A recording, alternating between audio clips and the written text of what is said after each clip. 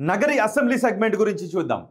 చిత్తూరు జిల్లాలో నగరి అసెంబ్లీ సెగ్మెంట్లో టీడీపీ నుంచి గాలి భానుప్రకాష్ పోటీ చేయగా వైసీపీ నుంచి రోజా బరిలో ఉన్నారు.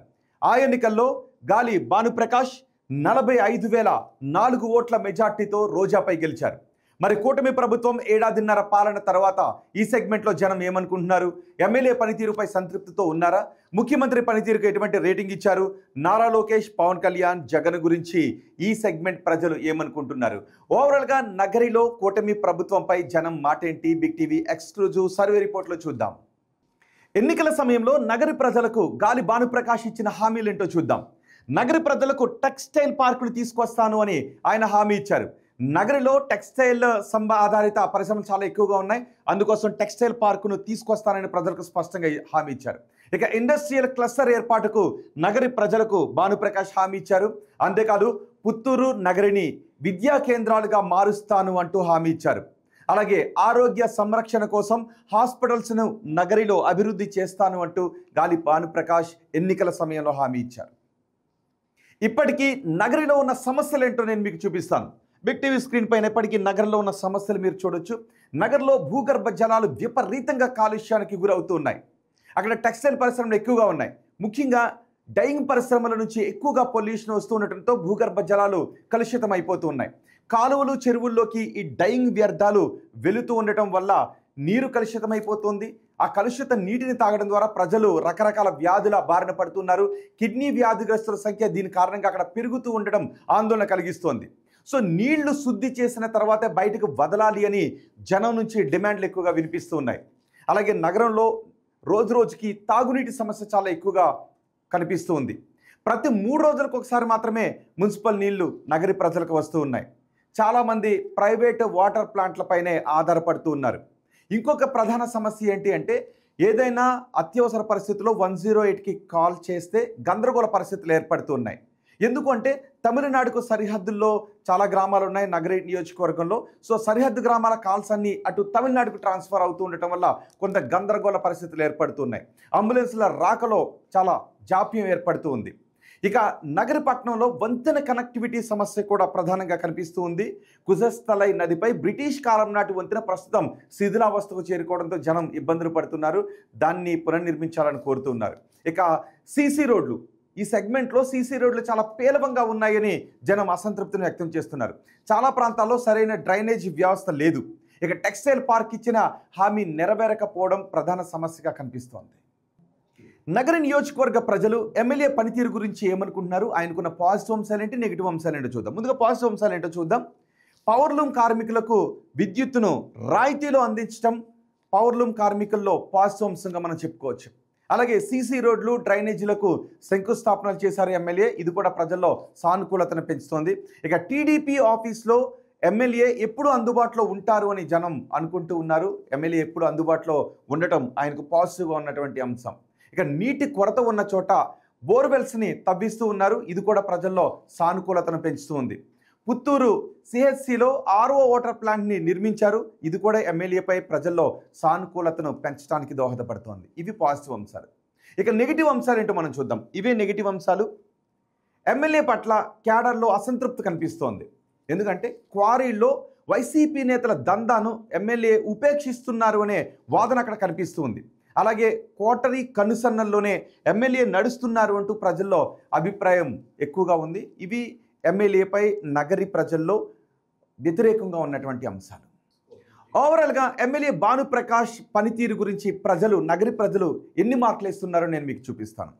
చాలా బాగుంది అని 8.3% మంది అంటూ ఉంటే, బాగుంది అని 33.4% మంది అంటున్నారు. పర్వాలేదు అని 36.1% మంది అంటూ ఉంటే, బాగాలేదు అని 13.9% మంది అంటున్నారు. అస్సలు బాగాలేదని 8.3% మంది అంటున్నారు. ఓవరాల్గా 22% మంది నెగిటివ్గా ఉన్నారు. మిగిలిన జనం పాజిటివ్గానే ఉన్నట్టుగా మనకి దీన్ని బట్టి అర్థమవుతుంది. ఇక ముఖ్యమంత్రి చంద్రబాబు పనితీరు గురించి నగర నియోజకవర్గ ప్రజలు ఎటువంటి అభిప్రాయాన్ని వ్యక్తం చేశారో చూద్దాం. ముఖ్యమంత్రి పనితీరు చాలా బాగుంది అని 4.8% మంది అంటున్నారు. బాగుంది అని 22.4% మంది చెప్తున్నారు. పర్వాలేదు అని 55.6% మంది జనం చెప్తూ ఉంటే, బాగాలేదు అని 13.9% మంది జనం చెప్తున్నారు. అస్సలు బాగాలేదు అని కేవలం 3.3% మంది మాత్రమే చెప్తున్నారు. అంటే దగ్గరగా 17% మంది మాత్రమే వ్యతిరేకత ఉన్నారు. మిగిలిన జనం అనుకూలంగానే ఉన్నారు, సంతృప్తికరంగా ఉన్నారని మనకు అర్థమవుతుంది. ఇక ఓవరాల్గా ప్రభుత్వ పనితీరు గురించి నగర నియోజకవర్గ ప్రజలు ఏమనుకుంటున్నారో చూద్దాం. చాలా బాగుంది అని 5.6% మంది అంటూ ఉంటే, బాగుంది అని 25% మంది చెప్తున్నారు. పర్వాలేదు అని 50% మంది చెప్తున్నారు. బాగోలేదు అని 13.8% మంది అంటూ ఉంటే, అస్సలు బాగాలేదు అని కేవలం 5.6% మంది మాత్రమే అంటున్నారు. అంటే దగ్గరగా 19% మందిలో మాత్రమే కొంత వ్యతిరేకత కనిపిస్తోంది. మిగిలిన జనంలో సానుకూలత కనిపిస్తోంది. ఇక ప్రతిపక్ష నేత వైసీపీ అధినేత జగన్ గురించి కూడా మేము కొన్ని క్వశ్చన్స్ అడిగాం. దానికి నగర నియోజకవర్గ ప్రజలు ఏం చెప్పారంటే, చాలా బాగుంది అని 2.8% మంది చెప్తూ ఉంటే, బాగుంది అని 13.9% మంది చెప్తున్నారు. పర్వాలేదు అని 47.2% మంది చెబుతుంటే, బాగాలేదు అని 33.3% మంది చెప్తున్నారు. అస్సలు బాగాలేదు అని 2.8% మంది చెప్తున్నారు. ఇక Pawan Kalyan, AP deputy CM Pawan Kalyan గురించి కూడా క్వశ్చన్స్ అడిగాం. పవన్ కళ్యాణ్ పనితీరు ఎలా ఉంది అంటే, చాలా బాగుంది అని 2.8% మంది అంటున్నారు. బాగుంది అని ఇంకో 2.8% మంది అంటున్నారు. పర్వాలేదు అని 19.4% మంది చెబుతూ ఉంటే, బాగాలేదు అని ఏకంగా 63.9% మంది చెప్తున్నారు. అస్సలు బాగాలేదు అని 11.1% మంది చెబుతున్నారు. అంటే 75% మంది పవన్ కళ్యాణ్ పనితీరు పైన నగరులో వ్యతిరేకంగా ఉన్నట్టుగా అర్థమవుతుంది. ఇక నారా లోకేష్ పనితీరు గురించి నగరి నియోజకవర్గ ప్రజలు ఏం చెప్పారు అంటే, చాలా బాగుంది అని 2.8% మంది చెప్తూ ఉంటే, బాగుంది అని 11.1% మంది చెప్తున్నారు. పర్వాలేదు అని 77.8% మంది చెప్తూ ఉంటే, బాగాలేదు అని 5.6% మంది చెప్తున్నారు. అస్సలు బాగాలేదు అని కేవలం 2.8% మంది మాత్రమే చెప్తున్నారు. అంటే దగ్గరగా 8% మంది ప్రజల్లో మాత్రమే అసంతృప్తి ఉంది. మిగిలిన జనం సంతృప్తిగానే ఉన్నారని అర్థమవుతోంది. ఇక అమరావతి పనులు పూర్తవుతాయనుకుంటున్నారని అడిగిన ప్రశ్నకు పూర్తవుతాయని 22.9% మంది జనం చెప్తున్నారు. కావు అని 14.3% మంది జనం చెప్తూ ఉంటే, కావచ్చు అని 57.1% మంది జనం చెప్తున్నారు. తెలియదు అని 5.7% మంది జనం చెప్తున్నారు.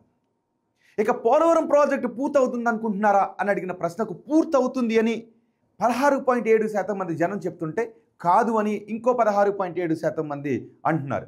కావచ్చు అని 58.3% మంది జనం చెప్తుంటే, తెలియదు అని 8.3% మంది జనం చెప్తున్నారు. ఇక కూటమి ప్రభుత్వంలో ఉద్యోగ అవకాశాలు పెరిగాయి అనుకుంటున్నారని అడిగిన ప్రశ్నకు పెరిగాయి అని 13.9% మంది జనం చెప్తుంటే, పెరగలేదు అని 44.4% మంది జనం అంటున్నారు. పెరిగి ఉండొచ్చు అని 38.9% మంది అంటూ ఉంటే, తెలియదు అని 2.8% మంది జనం అంటున్నారు. ఇక వచ్చే ఎన్నికల్లో వైసీపీ అధికారంలోకి వస్తుంది అనుకుంటున్నారని అడిగిన ప్రశ్నకు వస్తుంది అని 5.7% మంది జనం చెప్తుంటే, రాదు అని 62.9% మంది జనం చెప్తున్నారు. రావచ్చు అని 14.3% జనం చెప్తూ ఉంటే, తెలియదు అని 17.1% నగర నియోజకవర్గ ప్రజలు చెప్తున్నారు. చంద్రబాబు తర్వాత ముఖ్యమంత్రిగా ఎవరైతే బాగుంటుంది అని అడిగిన ప్రశ్నకు పవన్ కళ్యాణ్ అయితే బాగుంటుందని 5.8% మంది జనం చెప్తూ ఉంటే, ఏకంగా 57.1% మంది నారా లోకేష్ అయితే బాగుంటుందని చెప్తున్నారు. తెలియదు అని 37.1% మంది జనం అంటున్నారు. ఇవి ఓవరాల్గా నగర నియోజకవర్గం గురించి బిగ్ టీవీ అందిస్తున్న సర్వే రిపోర్ట్.